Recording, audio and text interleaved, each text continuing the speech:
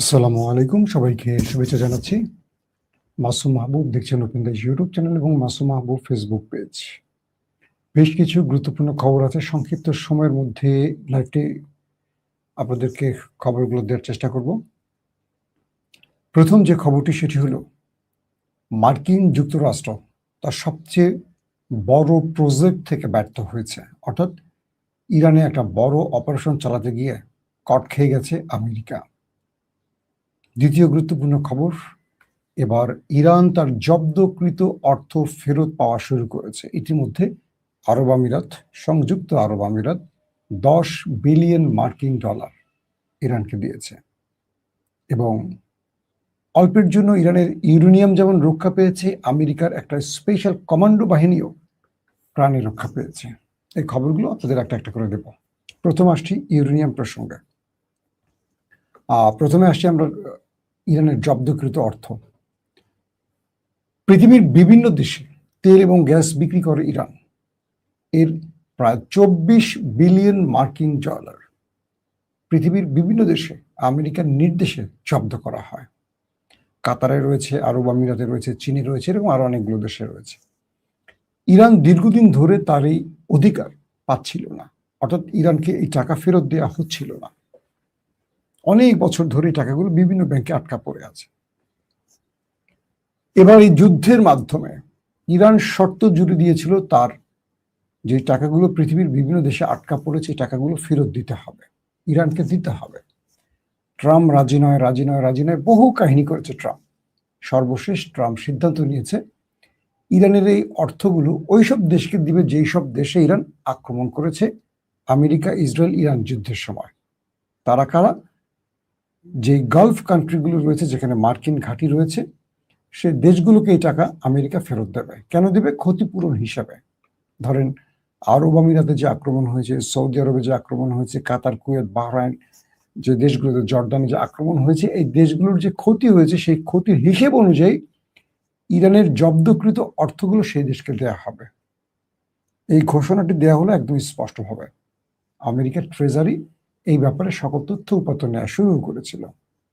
Iran বলছিল আমার 1 টাকা তোমাকে আমি হজম করতে দেব না। ইরান বলেছিল আমেরিকাকে যে আমার 1টি টাকাও তোমাকে হজম করতে দেব না, পুরো টাকা তো দিবা, উল্টা আমাকে ক্ষতিপূরণ দিবা আমার দেশে আক্রমণের জন্য। অবশেষে আমেরিকা যখন ইরানে ব্যর্থ হয়ে গেছে, তখন আমেরিকার গ্রিন সিগন্যাল পেয়ে আরব আমিরাত ইরানকে 10 বিলিয়ন মার্কিন ডলার দিয়ে দিয়েছে। অর্থাৎ আরব আমিরাতের ব্যাংকে যে 10 বিলিয়ন মার্কিন ডলার জব্দ ছিল সেই টাকা ফেরত দেওয়া হয়েছে। কিছু কিছু গণমাধ্যম বলছে প্রথমে 3 বিলিয়ন দেওয়া হয়েছে। 10 বিলিয়ন সমান কত? 1000, হ্যাঁ 1000। তো এই অর্থগুলো 1000 টাকা না, 1000 কোটি ডলার।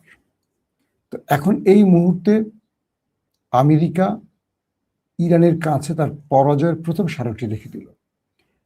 কিছু কিছু মাধ্যম বলছে আরব আমিরাত এই অর্থটি দিয়েছে আরো দুটো কারণ আছে। কি? প্রথমে আমেরিকা ইসরায়েল ইরান যুদ্ধের সময় সবচেয়ে বেশি ধোলাইটা হয়েছিল ইরানের পক্ষ থেকে কোন দেশে? ইসরায়েলে প্রথম, আর দ্বিতীয় ছিল আরব আমিরাত। এবং আরব আমিরাত যখন ইউক্রেনের একটি বড় সামরিক এক্সপার্টদের এনেছিল ড্রোন এবং এন্টি মিসাইল ব্যবহারের জন্য, সেই গ্রুপটাকেও ইরান ধ্বংস করে দিয়েছিল, মনে আছে আপনাদের? এবং আরব আমিরাতের সবচেয়ে গুরুত্বপূর্ণ জায়গাগুলোকে টার্গেট করে, শুধু মার্কিন বেস না, আরব আমিরাতের গুরুত্বপূর্ণ জায়গাগুলোকে টার্গেট করেও ব্যাপক হিট করেছিল।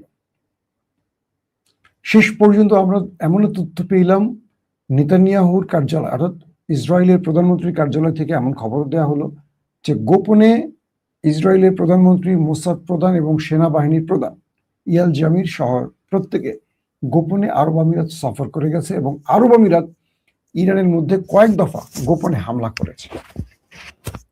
আপনারা এই খবরগুলো পেয়েছেন আমাদের মাধ্যমে বা আরো অনেক মাধ্যমে।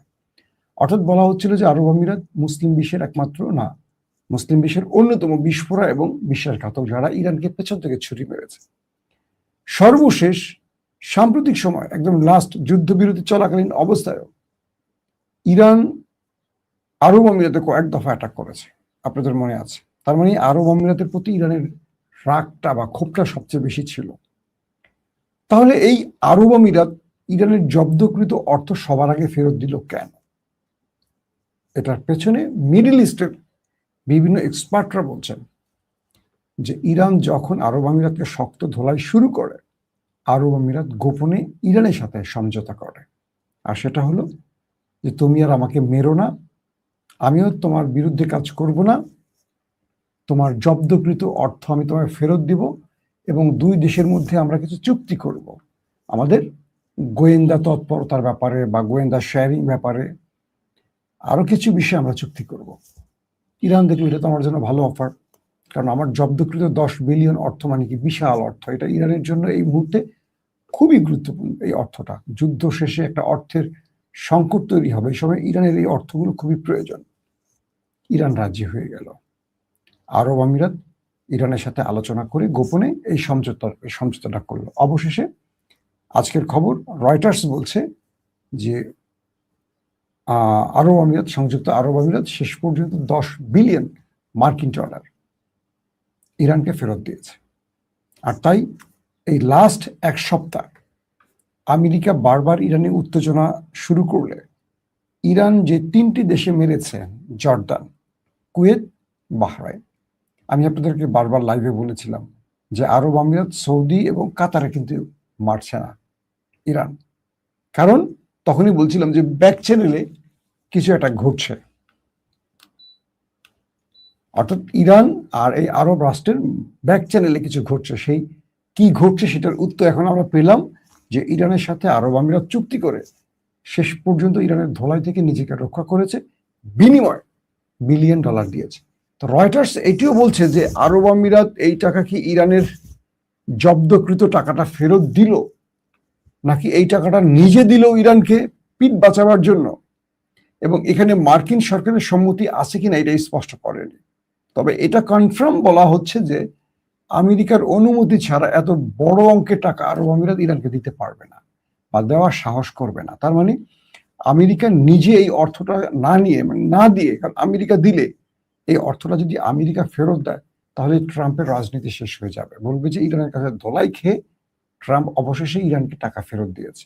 তাই ট্রাম্প কি করছে, আরব আমিরাতের মাধ্যমে আরব আমিরাতে টাকাটা দিচ্ছে, কাতারের টাকাটা কাতারের মাধ্যমে দেবে, এইভাবে ভিন্ন ভিন্ন দেশের টাকাটা তারা দেবে। তার মানে প্রথমে আমরা বুঝে গেলাম ইরান আরব আমিরাত কাছ থেকে যে টাকাটা পেল এটা আমেরিকারই ইচ্ছা অনুযায়ী হয়েছে এবং আমেরিকা তার পরাজয় মেনে নিয়েছে। নাম্বার 2, আমরা এখন দেখতেছি যে দুই দেশের মধ্যে চূড়ান্ত ডিল চলছে, মানে ডিল হয়ে যাচ্ছে, 2-1 দিনের মধ্যে সিগনেচার হয়ে যাবে এবং যুদ্ধ বন্ধ হয়ে যাবে। আপাতত দুই দেশের বক্তব্য অনুযায়ী এটা জানি, যদিও আমরা ট্রাম্পকে বিশ্বাস করি না, কারণ ট্রাম্প যখন তখন আক্রমণ করে বসতে পারে। তিনি সকালে আর বিকালে তাদের সিদ্ধান্ত, এগুলো আমরা সবসময় দেখেছি, ফ্ল্যাকচুয়েট করে। এটা কি সঠিক? আমার কাছে অন্য কেউ কপি করছে মনে হয়। একজন দর্শক প্রশ্ন করেছেন, এটা কি মাসুম ভাইয়ের সঠিক পেজ? আমার কাছে তো অন্য কেউ কপি করছে মনে হয়। দর্শক, আমি যে চ্যানেলটিতে লাইভ করছি, ওপেন দ্য আইজ, এটা হলো আমার নিজের চ্যানেল, আর ফেসবুকে মাসুম মাহবুব নামে আমার পেজ আছে। এর বাইরে যারা করছে তারা সব কপি করছে বা চুরি করছে। তবে আরেকটি চ্যানেল আমাদের আছে, রিসেন্ট এটা আসছে, ব্যাকআপ, ওপেন ভিউ টিভি। আমি বারবার নামটা বলছি, ওপেন ভিউ টিভি। এটা আমরা একটু এক্সক্লুসিভ ভিডিও আকারে রিপোর্ট দেওয়ার জন্য চ্যানেলটি নতুন করে করেছি। এর বাইরে আমাদের আর কোনো প্ল্যাটফর্ম নাই। বাকি যেখান থেকে আপনারা আমার এই ভিডিওটা দেখছেন তারা ধরে নেবেন চোর। এই চোরদের থেকে সতর্ক থাকবেন। এরা আমার পুরনো খবরগুলো এখন দিয়ে দিচ্ছে, ধরেন 2 বছর আগের খবরও দিয়ে দিচ্ছে শিরোনাম আজকে এটা দিয়ে। এদের তো ইজ্জত যাচ্ছে না, ইজ্জত যাচ্ছে আমার, যে মাসুম ভাই 2 বছর আগের খবর কেন বলছে। তাই আপনাদের একটু বুদ্ধি শুদ্ধি মাথায় রাখতে হবে। চ্যানেলটা আগে দেখবেন। আমি বারবার প্রতিটা ভিডিওতে আমার চ্যানেলের নাম বলি, এর বাইরে যে চ্যানেলগুলো সবই ফেক চ্যানেল। ওকে, আমি আপনার প্রশ্নের আলোর উত্তরটা দিয়ে দিই। এখন যেটা তৈরি হচ্ছে, তো ইরান আর আমেরিকার মধ্যে যে ডিল আলোচনাটা চলছে, ইরানের পররাষ্ট্রমন্ত্রী বলছে যে শিগগিরই তাদের মধ্যে ডিল হয়ে যাচ্ছে, সম্ভাবনা আছে। যে ডিফেন্সও বলছে অল্প কিছুদিনের মধ্যে ডিল হতে পারে। আমেরিকার প্রেসিডেন্ট একই ইঙ্গিত দিচ্ছেন। কিন্তু এই ডিলটার আগে আমেরিকা শেষ মরণ কামড়টা দিতে চেয়েছিল, অর্থাৎ যেদিন ইরানে আমেরিকা বড় অ্যাটাক চালাবে, খার্ক আইল্যান্ড সহ কয়েকটা বড় অ্যাটাক চালাবার পরিকল্পনা করেছিল, সেদিন গল্পটা ভিন্ন হতো। আজকে পৃথিবীতে ইরানকে আপনারা অন্য রূপে দেখতেন বা আমেরিকাকে অন্য রূপে দেখতেন। আসেন সে গল্পটা শোনায়। গল্পটা ছিল যে আমেরিকা ইরানের সাথে ডিল করার মধ্যেই তার মিলিটারিকে বা পেন্টাগনকে নির্দেশ করেছিল একটা বড় অপারেশন চালাতে, আর সেটা হবে নিউক্লিয়ার প্ল্যান্টে। অর্থাৎ আমেরিকার কাছে যে তথ্য আছে সেই পারমাণবিক প্ল্যান্টে যেখানে ইরান তার ইউরেনিয়াম রেখেছে গোপনে, এটা আমেরিকার কাছে একটা ইন্টেলিজেন্স তথ্য আছে, গোয়েন্দা সূত্রের খবর আছে। সেখানে প্রেসিডেন্ট ট্রাম্প তার বাহিনীকে বলছে একটা বড় অপারেশন চালিয়ে যত লোক মারা লাগে মারো, কিন্তু আমার ইউরেনিয়াম চাই, এই ইউরেনিয়াম দিয়ে আমি ফেস সেভিংটা হয়ে যাবে এবং এই যুদ্ধে আমি জিতবো, ইরান হেরে যাবে। যখন প্রেসিডেন্ট ট্রাম্প তার কমান্ডো বাহিনীকে নির্দেশ দিলেন, কমান্ডো বাহিনী কিছুক্ষণের মধ্যে অপারেশন শুরু করবে ইরানের সেই নিউক্লিয়ার প্ল্যান্টে। এরই মধ্যে তার কাছে সেকেন্ড যে মেসেজটি আসছে প্রেসিডেন্ট ট্রাম্পের কাছে, সেটি হলো, তাকে বলা হলো ইরানের যে নিউক্লিয়ার প্ল্যান্টে ইউরেনিয়াম থাকার সম্ভাবনা রয়েছে তার চারপাশে ইরান ব্যাপক মাইন পুঁতে রেখেছে। অর্থাৎ মার্কিন কমান্ডোরা সেখানে নামলে আর জীবিত ফেরত আসতে পারবে না। এবং এই মাইনগুলো শুধু ওই প্রজেক্ট না, প্রত্যেকটি পারমাণবিক কেন্দ্রের আশপাশে মাইনগুলো পোতা হয়েছে, যাতে করে একটিতে পুতলে তো আমেরিকা বুঝে যাবে এটার মধ্যে ইউরেনিয়াম আছে। পাশাপাশি ট্রাম্পের কাছে আরেকটি খবর আসলো, যে ব্যক্তি আমেরিকাকে এই তথ্য দিয়েছে যে এখানে ইউরেনিয়াম আছে, ধরেন ইরানের নাতানজ বা ইস্পাহান বা ফর্দ, যেখানেই হোক, যে ইউরেনিয়ামটা মাটির নিচে এখন আছে 60% সমৃদ্ধ করা ইউরেনিয়াম, এই তথ্যটা ইরানের ভেতর থেকে যারা আমেরিকাকে দিয়েছে, তিনি কি ডবল এজেন্ট কিনা? ডবল এজেন্ট বুঝেন? তিনি আমেরিকার জন্য কাজ করেন, তিনি ইরানের জন্য কাজ করেন, মূলত তারা কাজ করেন এই পয়সার জন্য। এই ডবল এজেন্টরা সবচেয়ে বড় বিপত্তিগুলো ঘটায়। তারা ইরানেরটা আমেরিকাকে, আমেরিকাকে ইরানে বলে, কিন্তু এর মধ্যে তাদের একটা পক্ষ থাকে। ধরেন এই ডবল এজেন্ট হয়তো ইসরায়েলের লোক। তো বলা হচ্ছে যে আপনি যে অপারেশনটা চালাবেন মিস্টার প্রেসিডেন্ট, এই অপারেশনে আমাদের কমান্ডোরা ফেরত নাও আসতে পারে, হিউজ এয়ারক্রাফট, আমাদের সামরিক অস্ত্র, আমাদের কি বলবো কমান্ডো বাহিনীর এক্সপার্টরা মারা যেতে পারে। কিন্তু প্রশ্ন হলো, ওইখানে যে ইউরেনিয়াম আছে আপনি কি কনফার্ম? আপনাকে যে এজেন্টরা তথ্য দিয়েছে তারা কি সঠিক দিয়েছে? হতে পারে সেটা ডবল এজেন্ট, একটা বিষয় গেল। পাশাপাশি ইরান কি করেছে, কয়েকটি জায়গায় ইউরেনিয়ামের বদলে তারা ফেক ইউরেনিয়াম, মানে ফেক কিছু বিষয় রেখে এসছে ইউরেনিয়াম বোঝাবার জন্য। দেখেন ইরান কিভাবে খেলছে। এবং যেই এজেন্ট, সেটা ডবল এজেন্ট হোক আর সিঙ্গেল এজেন্ট হোক, তিনি যে আমেরিকাকে তথ্য দিয়েছেন ওইটা প্রকৃত ইউরেনিয়াম কিনা এটা কিন্তু আমেরিকা জানে না। তো আমেরিকাকে বলা হচ্ছে, ট্রাম্পকে বলা হচ্ছে, তিনটি বিষয় কনফার্ম না হয়ে আমাদের এই অভিযানটা ঠিক হবে না। এক, প্রথম, ইরান যে আশপাশে মাইন পুঁতে রেখেছে, এই মাইন মানে আমরা তুলে না ফেলে বা নিষ্ক্রিয় না করলে এখানে আমাদের কমান্ডো বাহিনী অপারেশন ঢুকতে পারবে না, একটার পর একটা ব্লাস্ট হওয়া শুরু করবে, কেউ ফিরে আসবে না। দুই, আদৌ কি ওই পারমাণবিক কেন্দ্রে যেখানে আমরা অপারেশন চালাবো সেখানে ইউরেনিয়ামটা আছে কিনা, যদি থাকে সেটা আসল ইউরেনিয়াম নাকি কোনো ফেক। কারণ এই তথ্যগুলি আবার ইরানি ডবল এজেন্টের মাধ্যমে আমেরিকার কাছে পৌঁছিয়েছে, এরকম একটা ধারণা করা হচ্ছে। তো এখন বিষয়টা আপনি কি বুঝলেন? আমেরিকাকে তার পেন্টাগন বলছে, মিস্টার প্রেসিডেন্ট, আমাদের বাহিনী আপনি যদি বলেন অপারেশনে যাবে। এখানে আরো ভয়ঙ্কর খবর হলো, ইরান যে মাইন পুঁতে রেখেছে, শুধু তাই নয়, ইরান তার ডবল এজেন্টের মাধ্যমে মার্কিন গুরুত্বপূর্ণ যতগুলো মানে এয়ারক্রাফট ঢুকতো ইরানে, একটাকে ফেরত যেতে দিত না। আর আমেরিকা চেয়েছিল এখান থেকে এই ইউরেনিয়ামটা নিয়ে কোন রকম তার ইজ্জতটা রক্ষা করবে।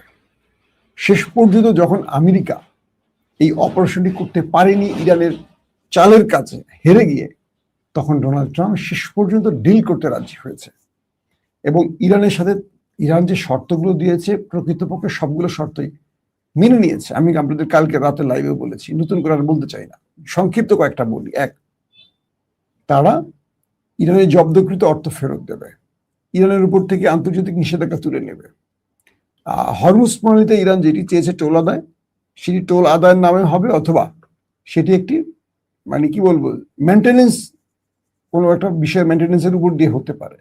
এরকম করে প্রধান যে 4-5টা দাবি আছে প্রত্যেকটাই মোটামুটি আমেরিকা মেনে নিয়েছে। তো এই খবরটি আবার ইরানের গণমাধ্যমে আসায় ভীষণ খেপে গেছে ট্রাম্প।